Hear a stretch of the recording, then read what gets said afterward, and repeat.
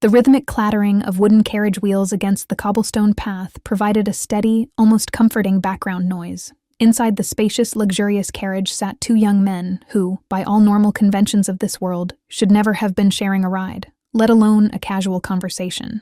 On one side sat Yuno, a commoner from a distant rural village. He was an early enrollment student, and to anyone with a keen eye for magic, his latent talent was undeniably vast. On the other side sat Zenin, the third son of the prestigious Restinada Duke family, but Zenon harbored a secret that no magic could detect. He possessed the memories of his past life, a life where this very world, this very academy, and even the boy sitting across from him were nothing more than characters in a popular game. Zenin watched Yuno with a mix of curiosity and quiet amazement. As expected of the original game's protagonist, Zenin thought to himself, watching the boy's carefree demeanor. It seemed his incredible talent remained completely unchanged from the story he remembered. Breaking the brief silence, Yuno leaned forward, a bright, easygoing smile on his face. He waved a hand dismissively and said that, by the way, there was no need for any formalities between them. Since they were both going to be Royal Academy students from now on, he asked if they could just drop the polite speech.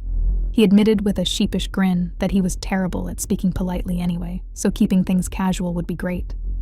But then, a flicker of genuine worry crossed Yuno's face. He muttered, almost to himself, wondering if he would get beaten up by someone for talking so casually to a high-ranking noble. Zenin mentally sighed, marveling at how fast Yuno had adapted to the situation. Zenin called out a quick, friendly greeting to snap Yuno out of his thoughts. Looking at Yuno's bright, unbothered expression, Zenin could not help but think about what a goofball the protagonist truly was. Staring out the carriage window for a brief moment, Zenin reflected on his bizarre luck, noting that there seemed to be way too many goofballs gathering around him lately. Changing the subject, Yuno looked at Zenin with wide, curious eyes and asked if he had taken the standard entrance exam and passed.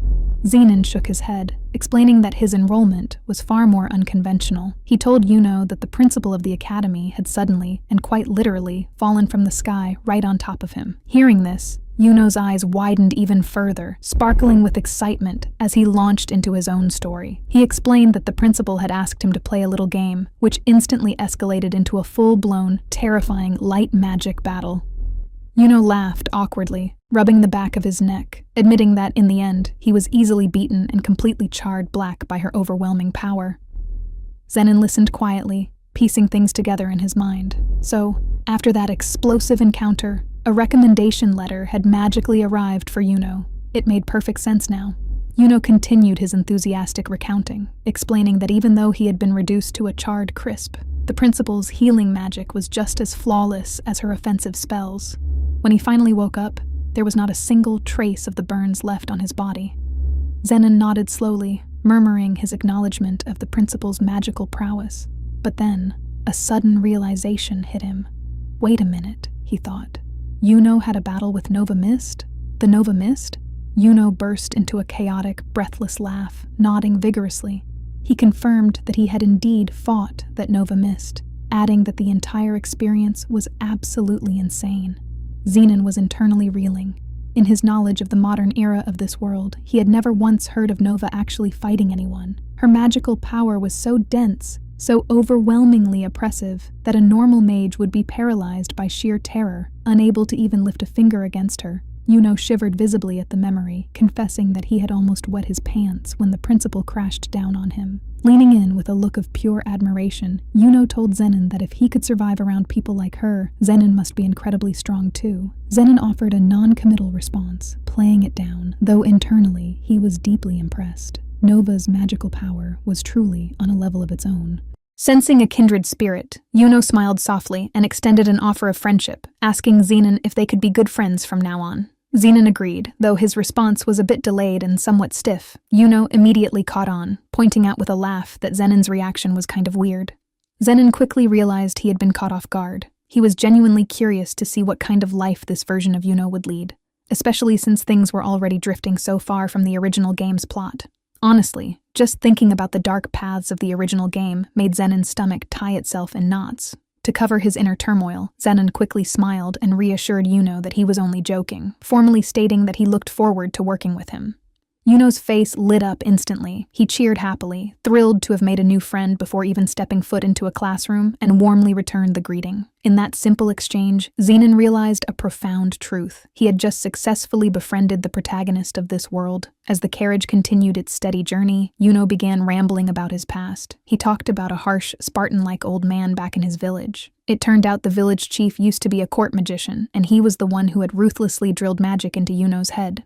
Zenin remarked that having a former court magician as a teacher was certainly reassuring, though he noted silently that Yuno's raw power was practically speaking for itself. But Zenin also felt the need to offer a word of advice. He reminded Yuno that at the Royal Academy, relying on magic alone wouldn't be enough. Both magic and swordsmanship were strictly required. Yuno groaned loudly, his head dropping as he complained that he was completely hopeless with a sword. The sheer volume of Yuno's energetic chatter was starting to drain Zenin, who felt completely exhausted by the non-stop talking. But before Zenin could ask for a moment of quiet, the dense tree line outside the carriage window began to part. The scenery opened up, revealing a breathtaking sight. Yuno pressed his face against the glass, his eyes shining with awe as he shouted in excitement. There it was, the Royal Academy. The sprawling, majestic campus stretched out before them, grander than anything Yuno had ever imagined. Zenin looked out as well, though his awe was of a different nature. He was staring at the exact same school building he had seen more times than his own parents' faces while watching the original anime in his past life.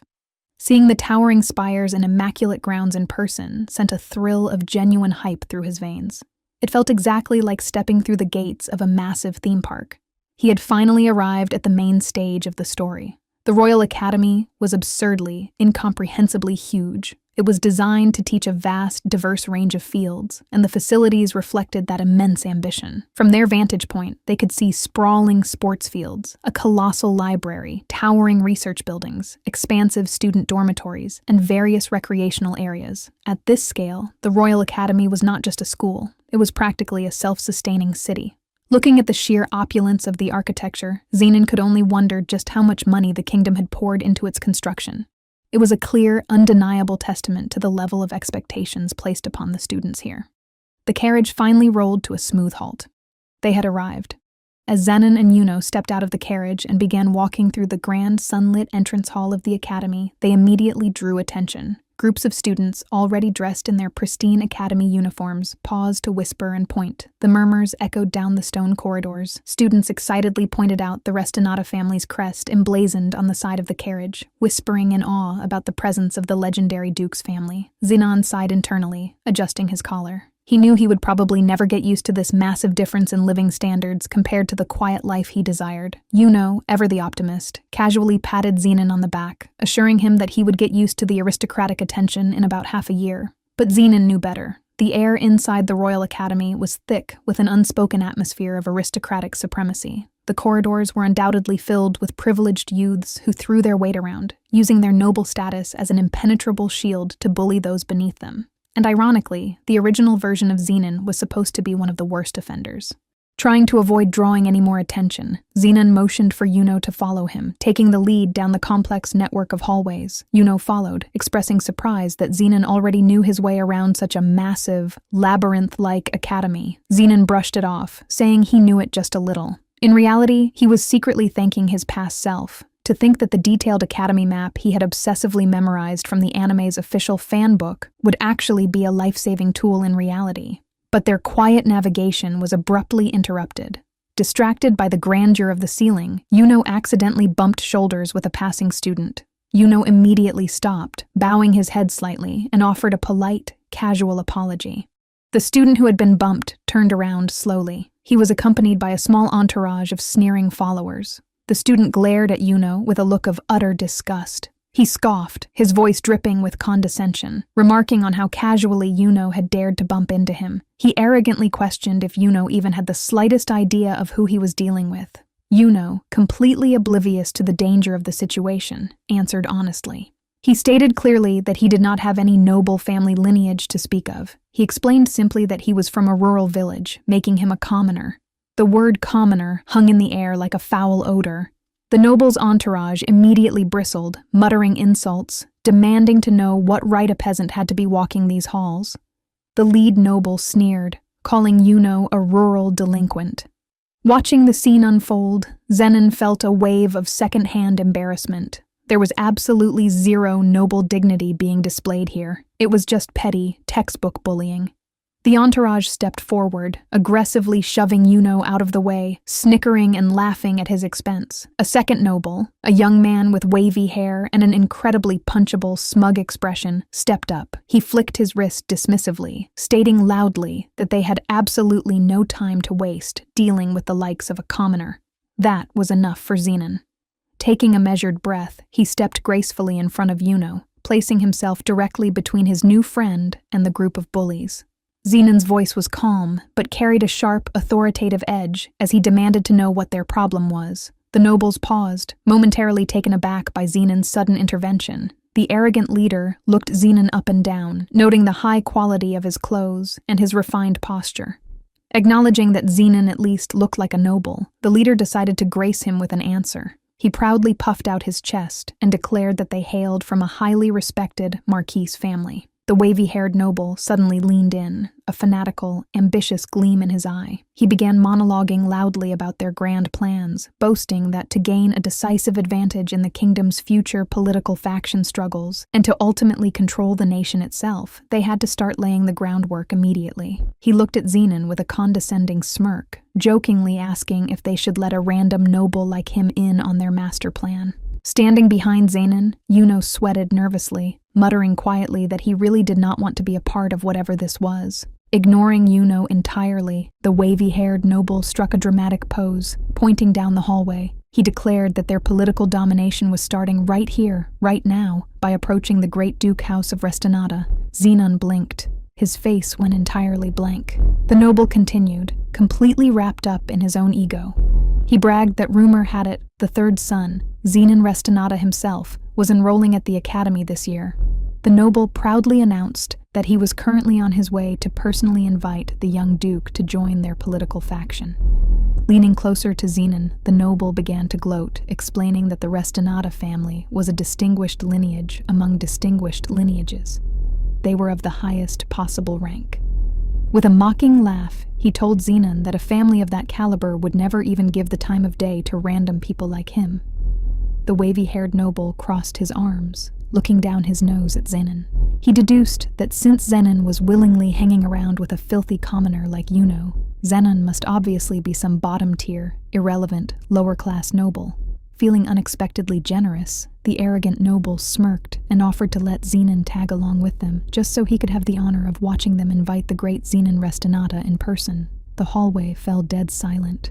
Zenin stood perfectly still. His eyes were half closed in an expression of absolute, soul-crushing exhaustion. He stared at the gloating noble, completely and utterly lost for words. The sheer, magnificent irony of the situation was too much to process. The arrogant noble stood tall, chest puffed out in triumph, completely, entirely, and hilariously unaware that the legendary, unreachable duke he was bragging about to impress the crowd was the exact same boy standing right in front of him.